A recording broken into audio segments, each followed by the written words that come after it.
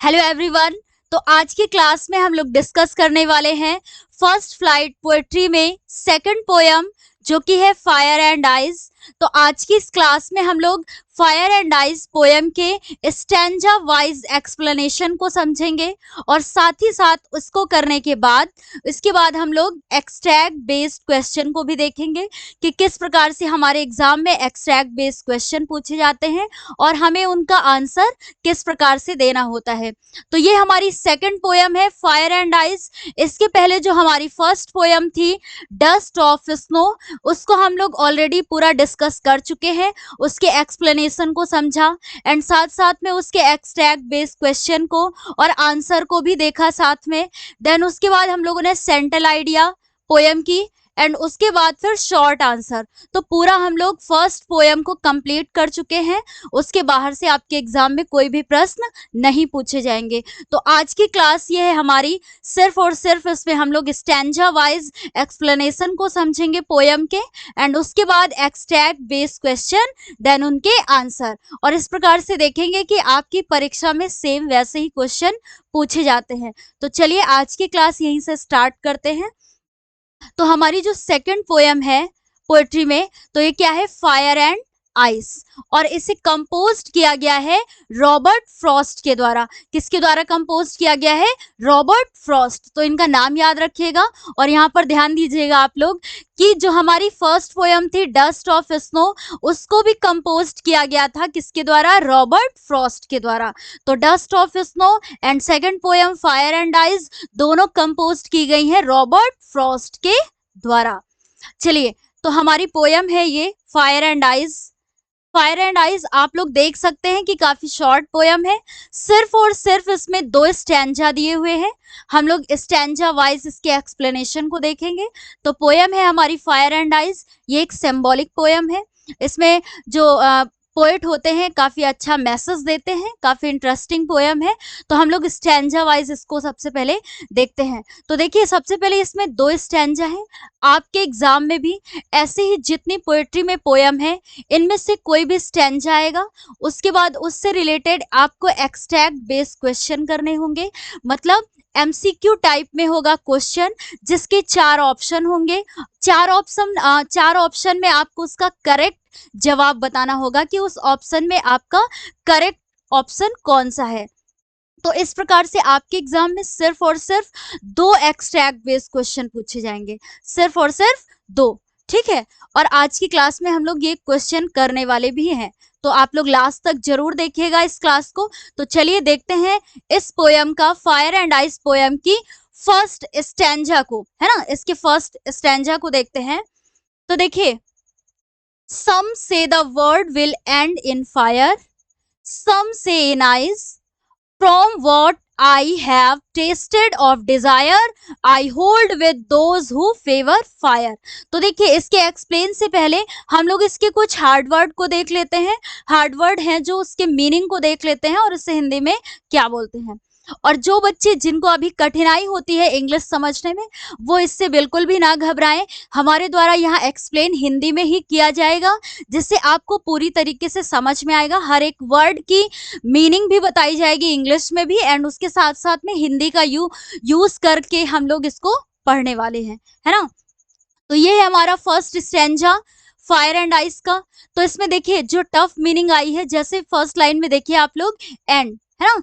तो इस एंड का मतलब होता है फिनिश, मतलब समाप्त होना, है ना, समाप्त होना। उसके बाद देखिए इसमें क्या है, टेस्टेड। तो ये वर्ड आया है यहाँ पर टेस्टेड, तो इसका मीन्स होगा एक्सपीरियंस्ड, मतलब अनुभव किया, है ना। एक्सपीरियंस्ड का मतलब क्या होगा? अनुभव किया। यहाँ टेस्टेड का मतलब और कुछ नहीं होगा कि कोई चखना या स्वाद वाला नहीं, यहाँ पर होगा अनुभव, कि मतलब कवि के द्वारा क्या अनुभव किया जाता है, उस टेस्टेड का मतलब यहाँ पर इसका मीन्स ये होगा, है ना। तो अभी एक्सप्लेन को हम लोग समझेंगे इसके बाद में। उसके बाद देखिए ये मीनिंग है डिजायर। तो डिजायर का यहाँ पे आप लोग देख सकते हैं फर्स्ट स्टैंजा में डिजायर कहाँ है, ये। तो डिजायर का मतलब होता है विश, और विश मीन्स होता है इच्छा, है ना, इच्छा। विश का अर्थ क्या होता है? इच्छा, इसका मतलब होता है। उसके बाद देखिए होल्ड विथ, है ना, ये होल्ड विथ ये वर्ड है यहाँ पर, तो इसका मतलब होता है एग्री विथ, मतलब सहमत होना, है ना, सहमत होना। उसके बाद देखिए फेवर, ये मीनिंग है, यहाँ पर वर्ड है फेवर, इसका मीनिंग होगा कि टू सपोर्ट, मतलब पक्ष में, है ना, पक्ष के लिए। तो आई थिंक जितने भी यहाँ टफ वर्ड थे इनके मीनिंग को हम लोगों ने देखा, साथ साथ में इनके हिंदी का भी वो देखा कि हिंदी में भी मीनिंग क्या होगी। तो देखिए जो हमारा यहाँ पर फर्स्ट स्टैंजा है इसे समझिएगा, समझने के बाद आपको आसानी हो जाएगी क्वेश्चन के आंसर करने में, है ना। तो देखिए some say the world will end in fire, some say in ice. कुछ लोगों का मानना है कि जो संसार का अंत होगा वो किससे होगा, फायर से होगा। And some say in ice, और कुछ लोगों का ऐसा मानना है कि संसार का अंत जो होगा वो किससे होगा, आइस यानी बर्फ से होगा। फायर मतलब यहाँ पर ये है कि फायर से होगा मतलब टेम्परेचर इतना ज्यादा बढ़ जाएगा कि वो इसके द्वारा क्या हो जाएगा, संसार का अंत हो जाएगा। एंड बर्फ से है कि इतनी ज्यादा बर्फ हो जाएगी, इतना ज्यादा कोल्ड हो जाएगा कि जिससे हमारे संसार का क्या हो जाएगा, अंत हो जाएगा। लेकिन जो मेन पॉइंट है कि यहाँ पर जो हमारे रॉबर्ट फ्रॉस्ट हैं, कवि है, कवि के द्वारा क्या बोला जा रहा है, तो वो उनके द्वारा ऐसे उन्होंने ये सिंबलाइज किया है पोयम को, इसलिए मैंने बोला कि ये जो पोयम है फायर एंड आइज ये एक सिंबॉलिक पोयम है, क्योंकि जो पोएट है उन्होंने सिंबलाइज किया है फायर को, सिंबलाइज किया है डिजायर से। किससे किया है, मैंने यहाँ पर लिख दिया है कि फायर को सिंबलाइज किया है डिजायर से। डिजायर बोले तो इच्छा से, है ना, मनुष्य की जो इच्छाएं हैं उससे इसको सिंबलाइज किया है फायर को। एंड देन उसके बाद ये चीज ध्यान में रखिएगा, ये मेन पॉइंट है यहाँ पर। और उसके बाद आइस को किससे सिंबलाइज किया है, आइस को सिंबलाइज किया है, मैं लिख देती हूँ, हेट्रेड से। किससे सिंबलाइज किया गया है, हेट्रेड से। मतलब फायर को डिजायर से, डिजायर जो मनुष्यों की इच्छाएं हैं, है ना, उससे इनको सिंबलाइज किया है, यानी उनका प्रतीक बताया है।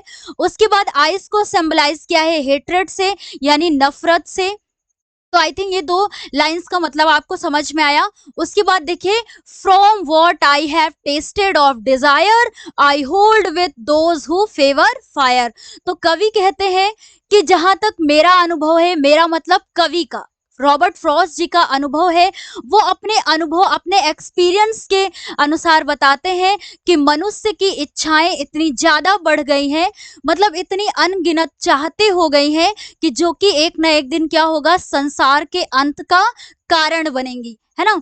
कि मतलब एक इच्छा यदि पूरी होती है तो दूसरे की इच्छा सबसे पहले क्या हो जाती है, जागृत हो जाती है। यदि आपका एक बड़ा सा घर बन गया है, उसके बाद आपकी इच्छा होगी कि एक बड़ी, मतलब एक कार भी होनी चाहिए, है ना। फिर वो धीरे धीरे क्या होती है, इच्छाएं बढ़ती जाती हैं, उनका अंत होना बिल्कुल बिल्कुल अंत होता ही नहीं है ना। अगर एक बार इच्छा जागृत हो गई तो एक पूरी हुई तो दूसरी, दूसरी पूरी हुई तो तीसरी, तो मतलब ऐसे ही इच्छाएं क्या होती जाती हैं, जागृत होती जाती हैं। तो यहाँ पर जो फ्रॉस्ट है वो अपने अनुभव के अनुसार कहते हैं कि मनुष्यों की इतनी, ह्यूमन बींग्स की इतनी ज्यादा इच्छाएं बढ़ गई हैं जो कि एक ना एक दिन वो संसार के अंत का कारण बनेंगी। और वो बोलते हैं कि I hold with those who favour fire, और मैं उनके पक्ष में हूँ, मैं उनका समर्थन करता हूँ जो ऐसा मानते हैं कि संसार का अंत आग से यानी फायर से, या फिर जो इसको सिंबलाइज किया है डिजायर यानी इच्छाओं से होगा। तो जो लोग ऐसा मानते हैं कि जो संसार का अंत होगा वो डिजायर से होगा, तो कवि उनका पक्ष लेते हैं।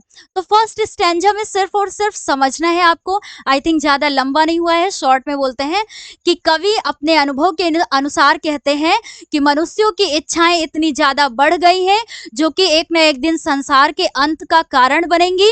और वो ऐसा भी बोलते हैं कि जो लोग ऐसा मानते हैं, जो लोग इससे सहमत हैं, मैं उनका पक्ष लेता हूं। मतलब वो इस बात से सहमत है कि जो लोग ऐसा मानते हैं कि संसार का अंत फायर यानी डिजायर से होगा। तो आई थिंक फर्स्ट स्टैंजा में आपको कोई भी प्रॉब्लम नहीं है। इनसे रिलेटेड कैसे क्वेश्चन बनेंगे अभी हम लोग इसी क्लास में आगे देखने वाले हैं। तो चलिए, ये हमारा सेकंड स्टैंजा है ना, ये है हमारा सेकंड स्टैंजा। सबसे पहले इस स्टैंजा में हम लोग जितने भी टफ वर्ड आए हैं उनके मीनिंग को देख लेते हैं। मीनिंग को देखने के बाद आपको कठिनाई नहीं होगी उसके एक्सप्लेन को समझने में। तो देखिए, but if it had to perish, perish का अर्थ होता है, पेरिश का मतलब होता है डाई, है ना, मरना, एक क्या होता है, खत्म होना। उसके बाद देखिए ट्वाइस, तो ट्वाइस का अर्थ क्या होता है, टू टाइम्स, यानी दो बार, है ना, दो बार। उसके बाद देखिए आई think I know enough of hate, तो यहाँ पर हेट का मतलब क्या होगा, डिसलाइक, मतलब नफरत।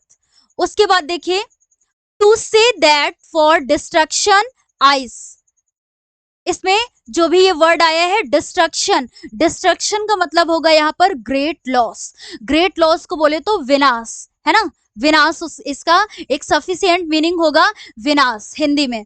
उसके बाद देखिए is also great and would suffice, और सफाइज मीनिंग का यहाँ पर ये जो वर्ड आया है सफाइज, इसका मीनिंग ध्यान रखिएगा क्या होता है, टू सफिशिएंट, मतलब पर्याप्त, है ना, पर्याप्त होना। उसके बाद देखते हैं इस स्टैंजा में आई थिंक कोई भी ऐसी यहाँ पर टफ मीनिंग नहीं है जो आपको नहीं समझ में आएगी। अब इसके एक्सप्लेन को देख लेते हैं कि पोएट आगे क्या कहते हैं, ना, सेकंड स्टैंजा में कवि के द्वारा क्या बोला जाता है। तो देखिए but if it had to perish twice I think I know enough of hate to say that for destruction eyes I also great and would suffice, मतलब जब पहले स्टैंजा में हम लोगों ने देखा तो कवि कहते हैं वो अपने अनुभव के अनुसार बताते हैं कि मनुष्यों की इच्छाएं इतनी ज्यादा, मतलब इतनी अनगिनत चाहते हो गई हैं कि जो कि एक ना एक दिन संसार के अंत का कारण बनेंगी।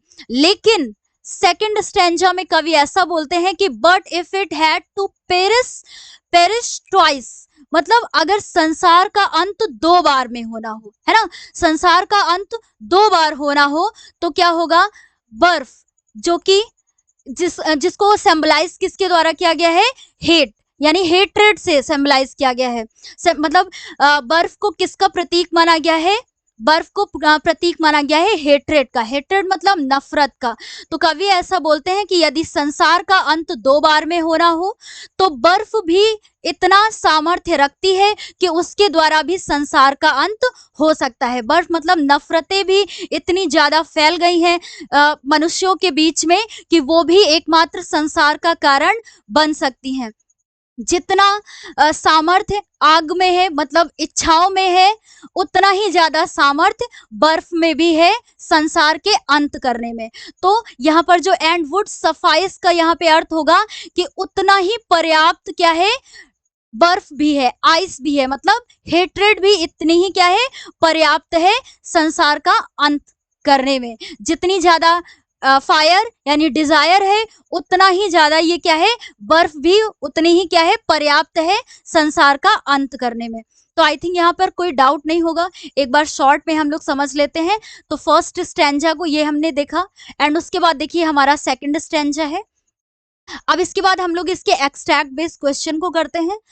तो एक्सट्रैक्ट बेस्ड क्वेश्चन करने से पहले एक बार शॉर्ट में देख लेते हैं कि इसमें क्या होता है कि पोएट का अनुभव, वो अपने अनुभव के अनुसार कहते हैं कि मनुष्यों की इच्छाएं इतनी ज़्यादा बढ़ गई हैं कि जो कि एक ना एक दिन संसार के अंत का कारण बनेंगी। और उसके बाद सेकंड स्टैंजा में कहते हैं कि लेकिन यदि संसार का अंत दो बार में होना हो तो बर्फ भी उतनी ही ज़्यादा शक्तिशाली है जितनी की फायर यानी डिजायर थी। तो बर्फ भी पर्याप्त है संसार का अंत करने में, है ना। तो इसके अलावा और भी कुछ इस पोयम में नहीं है। बस यदि आपको एक बार इसका मतलब, इसका एक्सप्लेन समझ में आ गया तो आपको कोई भी कठिनाई नहीं होगी। तो देखिए इस पोयम के हम लोग एक्सट्रैक्ट बेस्ड क्वेश्चन को देख लेते हैं, साथ में उनके आंसर को। तो ये जो हमारा यहाँ पर देखिए फर्स्ट स्टैंजा था, इसका ये क्वेश्चन है, इससे कैसे क्वेश्चन बन सकते हैं तो ये हम लोग देखने वाले हैं इस पोयम में, इसमें, है ना। आगे तो देखिए from which poem have these lines been taken, तो जाहिर सी बात है अभी हम लोग कौन सी पोयम पढ़ रहे थे, फायर एंड आइज। तो ये किस पोयम से ली गई हैं ये लाइंस। तो आप जैसे मान लीजिए कि आपके एग्जाम में यही स्टैंजा आ गया, तो आप जैसे ही पढ़ेंगे कि some say the world will end in fire, some say in eyes, तो आई थिंक आपको पहचानना तो बहुत आसान हो जाएगा कि ये लाइंस कौन सी पोयम की है, फायर एंड आइस की है, और इसके पोएट कौन है, रॉबर्ट फ्रॉस्ट, है ना। तो ये जैसे ही आप देखेंगे तुरंत पहचान लेंगे। तो यहाँ पर ये चार ऑप्शन है, डस्ट ऑफ स्नो की है। डस्ट ऑफ स्नो हम लोग ऑलरेडी पढ़ चुके हैं इस पोयम को, है ना। तो इसमें तो ये बिल्कुल होने से ही नहीं रही क्योंकि उसमें कावा होता है और हेमलॉक ट्री, है ना, इससे रिलेटेड वो होते हैं। उसके बाद देखिए फायर एंड आइस और जो थर्ड ऑप्शन है हमारा a tiger in the zoo, जो कि आगे हम लोग इसकी ये पढ़ने वाले हैं इस पोयम को, या फिर नन ऑफ दीज, इनमें से कोई भी नहीं। तो ये जो लाइंस ली गई हैं ये किसकी है? Fire and eyes. तो इसका जो करेक्ट जवाब होगा ये क्या होगा? Fire and eyes.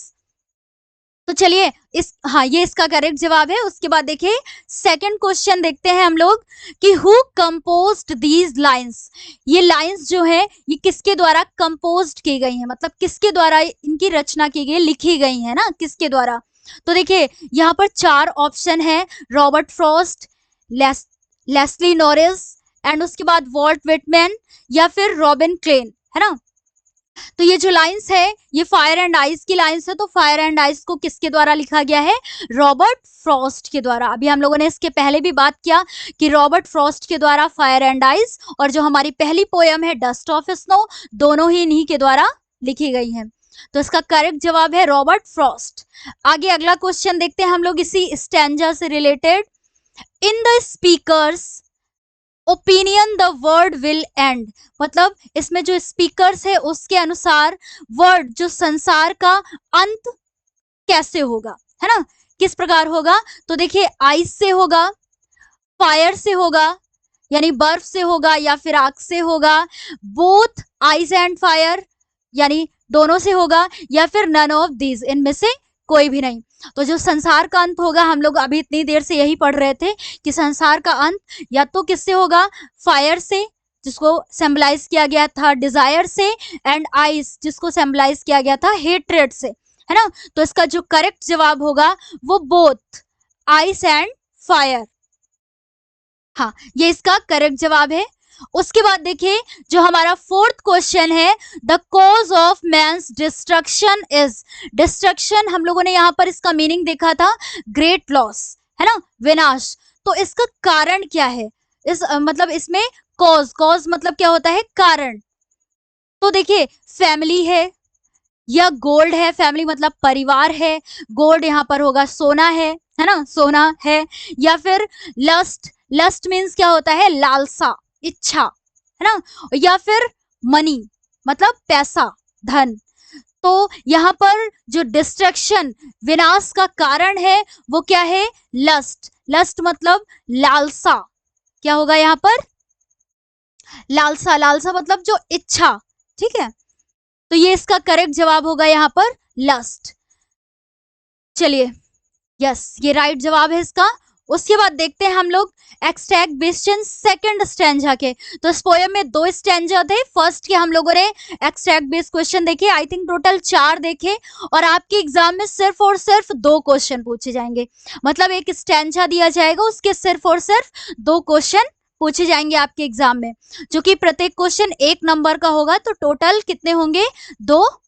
तो 2 क्वेश्चन होंगे 2 नंबर के। ओके, चलिए जो हमारा सेकंड स्टैंजा है इनसे रिलेटेड क्वेश्चन को देखते हैं कि if the world is to perish twice, मतलब अगर संसार का अंत जो है 2 बार में होना हो तो द पोएट फेवर, तो जो कवि होंगे वो किसके पक्ष में होंगे? तो वाटर पानी के, या फिर आइस बर्फ के, फायर आग के, या फिर एटम बॉम्ब, है ना, इसके। तो आई थिंक आप लोग भी अभी पोयम पढ़ चुके हैं, है ना, आप लोगों ने पढ़ा है, आप लोग को अच्छे से पता है इसका जवाब क्या होगा। तो मेरे साथ साथ में आंसर जरूर करिए। पोयम पढ़ने के बाद जैसे हम लोग क्वेश्चन करते हैं तो मेरे साथ में आंसर करिए इसका, किसका करेक्ट जवाब क्या होगा। तो आई थिंक कई बच्चों का ये राइट जवाब होगा। इसमें क्या होगा? आइस। तो सेकंड स्टैंजा में पोएट जब बोलता है कि संसार का अंत 2 बार में होना हो तो क्या पर्याप्त होगा? आइस, मतलब बर्फ भी उतनी ही ज्यादा क्या होगी? पर्याप्त होगी। जैसे फायर डिजायर को बताया गया था, वैसे ही किसको बताया गया है? आइस। तो इसका जो करेक्ट जवाब है वो क्या है? आइस। एंड उसके बाद देखिए, उसके बाद इसी स्टैंजा से जो हमारा सेकंड क्वेश्चन है वो क्या है? What enough to destroy the world is, मतलब व्हाट, इस संसार को डिस्ट्रॉय मतलब उसके नष्ट होने में, है ना, इस संसार के नष्ट होने में क्या इनफ है, मतलब पर्याप्त है। तो जो हमारा फर्स्ट ऑप्शन है अफेक्शन मतलब प्रेम, है ना, या फिर प्रेम स्नेह, या फिर जो सेकंड ऑप्शन है लव प्रेम, या फिर जो थर्ड ऑप्शन है हेट्रेड, हेट्रेड मतलब नफरत, इतनी देर से हम लोग इसी के बारे में बात करते हुए आ रहे हैं। उसके बाद जो हमारा फोर्थ ऑप्शन है यहाँ पर नन ऑफ दीज, कि इनमें से कोई भी नहीं। तो देखिए क्या इनफ है, पर्याप्त है, तो इसका जो करेक्ट जवाब होगा वो होगा सी यानी हेट्रेड। तो इसको लिख करके भी बता देते हैं, हम लोगों ने इतनी देर से बात किया कि नफरत है ना, नफरत। उसके बाद देखिए तो इसका जो करेक्ट जवाब होगा वो क्या होगा, हेट्रेड मतलब नफरत। अब इसके बाद देखिए कि जो हमारा थर्ड क्वेश्चन है, थर्ड क्वेश्चन क्या है, द वर्ड यहाँ पर ये जो शब्द है सफाइज, तो सफाइज के ये जो सफाइज शब्द है इसका मीनिंग क्या होगा, मतलब इसका मतलब क्या होगा, है ना। तो देखिए यहाँ पर 4 ऑप्शन दिए हुए हैं, लेस, या फिर टू बी इनफ, या फिर लीस्ट, और यह जो हमारा फोर्थ ऑप्शन है मोर देन नीड। तो इसका मतलब भी पहले देख लेते हैं। हाँ, तो लेकिन यहाँ पर ध्यान दीजिए कि सफाइज वर्ड का, अभी जब हम लोगों ने पोयम पढ़ा तो इसको मैंने 2 बार में बताया आप लोग को कि इस वर्ड पर ध्यान दीजिएगा, इससे मीनिंग बन सकती है, मतलब इससे एक एमसीक्यू तो बनेगा 100% ना। तो सफाइज का मीनिंग होता है टू बी इनफ, तो इसका करेक्ट जवाब क्या होगा, टू बी इनफ, जो कि हम लोगों ने अभी सफाइस का मीनिंग देखा था, टू सफिशिएंट मतलब पर्याप्त, हिंदी में क्या बोलेंगे, पर्याप्त। तो इसका जो करेक्ट जवाब होगा वो to be enough. I think आप लोग भी साथ साथ में इसका जवाब कर पा रहे होंगे, क्योंकि आप लोगों ने पोयम पढ़ा, उसका मतलब समझ में आ गया, पूरे एक्सप्लेनेशन को उसके अच्छे से समझ लिया। अब देखिए जो इसी स्टैंजर से हमारा फोर्थ क्वेश्चन है कि which of the following best represents the theme of the poem fire and ice, मतलब इस जो फायर एंड आइस पोयम है इसकी बेस्ट ये क्या रिप्रेजेंट करता है, मतलब थीम को, है ना, किस थीम को ये किस प्रकार मतलब एक अच्छी थीम को ये रिप्रेजेंट करता है। तो देखिए जो हमारा फर्स्ट ऑप्शन है क्या करता है कि the destructive power of nature, मतलब जो प्रकृति के डिस्ट्रक्टिव पावर को बताता है, या फिर द नेसेसिटी ऑफ डेथ, है ना, या फिर जो हमारा थर्ड ऑप्शन है the dangers of desire and hatred, and fourth option है the importance of balance and moderation. तो जो इसका करेक्ट जवाब होगा वो क्या होगा, आई थिंक आप लोग भी कर पा रहे होंगे, है ना, साथ साथ में करते रहिए, और आप लोग इसे चेक भी कर सकते हैं कि आप लोग को कितना करना आ रहा है। तो जो इसका ये करेक्ट जवाब होगा the dangers of desire and hatred, ये इसका करेक्ट जवाब है। चलिए तो सेकंड स्टैंजा से भी हम लोगों ने 4 क्वेश्चन देखे, और आप लोग को पहले से ही अच्छे से पता है कि इस पोयम से मतलब किसी भी पोयम से यदि स्टैंजा आता है आपके एग्जाम में तो सिर्फ और सिर्फ उससे 2 क्वेश्चन आपके एग्जाम में पूछे जाएंगे। चलिए तो इसके भी हम लोगों ने आंसर को देख लिया। तो आज की क्लास जो है हमारी यहीं पर समाप्त होती है। सबसे पहले हम लोगों ने क्या देखा कि जो है पोयम के एक्सप्लेनेशन को, है ना, पूरा एक्सप्लेन देखा, और जितने भी टफ वर्ड आए उनके मीनिंग को भी देखा साथ साथ में, एंड उसके बाद किस प्रकार से एक्सट्रैक्ट बेस्ड क्वेश्चन बनते हैं, स्टैंजा से रिलेटेड किस प्रकार से क्वेश्चन बनते हैं, और उनके आंसर को कैसे करना है वो भी हम लोगों ने देखा, है ना। तो आज की क्लास में आई थिंक पोयम आपको समझ में आ गई होगी। यदि एक बार आपको पोयम समझ में आ गई तो प्रश्न कहीं से भी बने आप उसका आंसर स्वयं से भी आसानी से दे सकते हैं, है ना। तो आज की क्लास को यहीं पर समाप्त करते हैं। प्लीज कमेंट बॉक्स में हमें लिख करके जरूर बताइएगा कि आपको आज की क्लास कैसी लगी, and like share and subscribe करना ना भूलें। और एक चीज ध्यान रखिएगा, हमारी क्लासेस ऐप पर भी होती है जिसमें आपको कंप्लीट नोट्स मिलेगा, साथ साथ में आपके टेस्ट भी होंगे, और उसमें डेली बेसिस पर क्लासेस भी होती हैं। Thank you.